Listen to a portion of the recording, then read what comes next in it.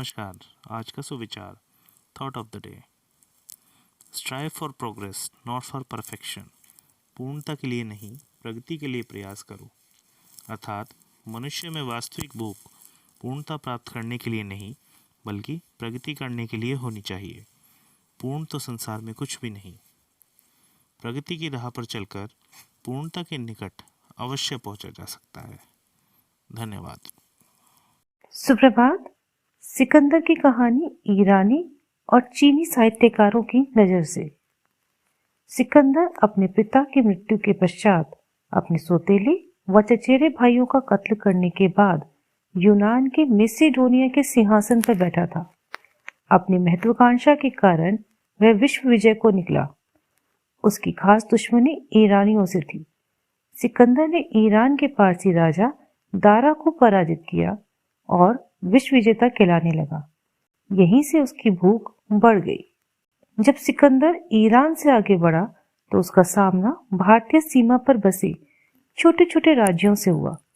भारत की सीमा में पहुंचते ही पहाड़ी सीमाओं पर भारत के अपेक्षाकृत छोटे राज्यों अश्वायन एवं अश्वकायन की वीर सेनाओं ने कुनात, स्वात, गुनेर, पेशावर में सिकंदर की सेनाओं को भयानक टक्कर दी। मस्सागा राज्य में तो महिलाएं तक उसके सामने खड़ी हो गई, पर धूर्त और धोखे से वार करने वाले यवनी या यूनानियों ने मत्स्यराज के सामने संधि का नाटक करके उन पर रात में हमला किया और उस राज्य की राजमाता बच्चों सहित पूरे राज्य को उसने तलवार से काट डाला।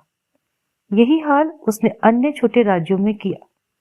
मित्रता संधि की आड़ में अचानक आक्रमण कर कई राजाओं को बंधक बनाया। भोले भाले भारतीय राजा उसकी चाल का शिकार होते रहे। अंत में उसने गांधार, तक्षशिला पर हमला किया। आगे क्या हुआ ये जानेंगे हम सुप्रभात के अगले अंक में। धन्यवाद। चुनार का किला वाराणसी। वाराणसी से 40 किलोमीटर की दूरी पर चुनार का एक प्राचीन किला है। चंद्रकांत, चुनारगढ़ और चन्नाद्री के नाम से भी जाना जाता है। यह वाराणसी के पास घूमने के लिए सबसे अच्छी जगहों में से एक है। चुनार किले की स्थापना उज्जैन के राजा महाराजा विक्रमादित्य ने अपने भाई राजा भृतहरि के लिए की थी। आला खंड के अनुसार राजा सहदेव ने इस किले को अपनी राजधानी बनाया और इसका नाम नैनगढ़ रख दिया। कुछ समय बाद पृथ्वीराज चौहान ने यह किला अपने प्रमुख किले के रूप में स्थापित किया था। अंग्रेजों ने भी इसे कब्जे में लिया और भारत की आज़ादी तक प्रमुख रूप से इस्तेमाल किया। गंगा नदी के 2 किनारों पर बसा यह किला अपनी प्राकृतिक सुंदरता और ऐतिहासिक घटनाओं के लिए प्रसिद्ध है। 34,000 वर्ग फुट में फैला किला एक ठोस संरचना है जो चट्टान पर खड़ा है।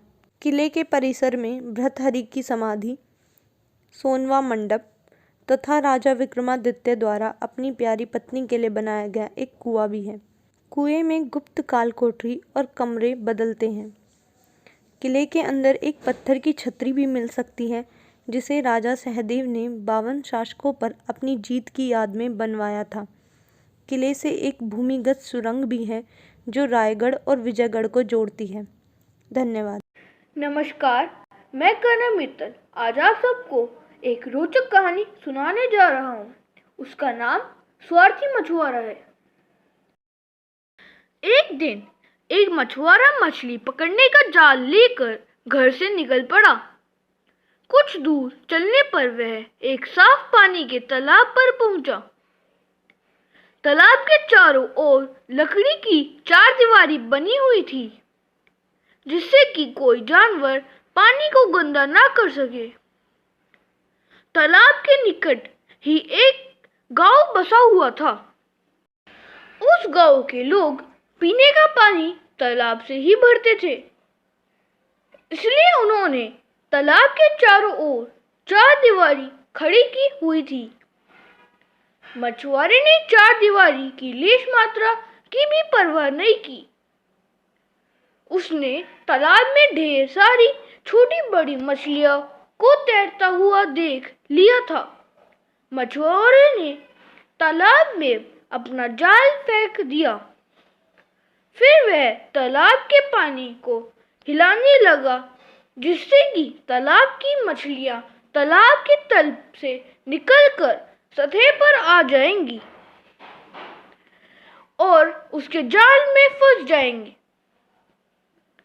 परंतु पानी हिलाने के कारण तालाब की मिट्टी से पानी गंदा होने लगा। तभी अचानक वहां से गांव का एक निवासी निकला। उसने जब मछुआरे को पानी गंदा करते हुए देखा तो मछुआरे से प्रार्थना की कि वह ऐसा ना करे, क्योंकि पानी गंदा होकर उनके पीने योग्य नहीं रहेगा। परंतु मछुआरे ने उस निवासी की बात को अनसुना कर दिया। वह पानी को और जोर से हिलाने लगा। वह निवासी मछुआरे को वहीं छोड़कर कुछ पहलवान लेने के लिए गांव लौट गया। कुछ ही देर में हाथ में लठ लिए हुए हट्टे-कट्टे पहलवानों को अपनी ओर आता देख कर मछुआरा भय से पीला पड़ गया। इससे पहले गांव वाले मछुआरे से कुछ कहते, मछुआरे ने पहले ही पानी में से अपना जाल खींच लिया और भागने के लिए तैयार हो गया। मछुआरा गांव के पहलवानों को देख भयभीत होकर बोला, मैं अपनी मूर्खता व स्वार्थी प्रवृत्ति पर बहुत लज्जित हूँ। मुझे इस तालाब के साफ पानी को गंदा नहीं करना चाहिए था। मुझे क्षमा कर दीजिए। ऐसा कहते ही मछुआरा वहां से 9-11 हो गया और गांव के निवासी भी अपने गांव लौट गए। इस कहानी से हमें यह शिक्षा मिलती है, लातों के भूत बातों से नहीं मानते। धन्यवाद।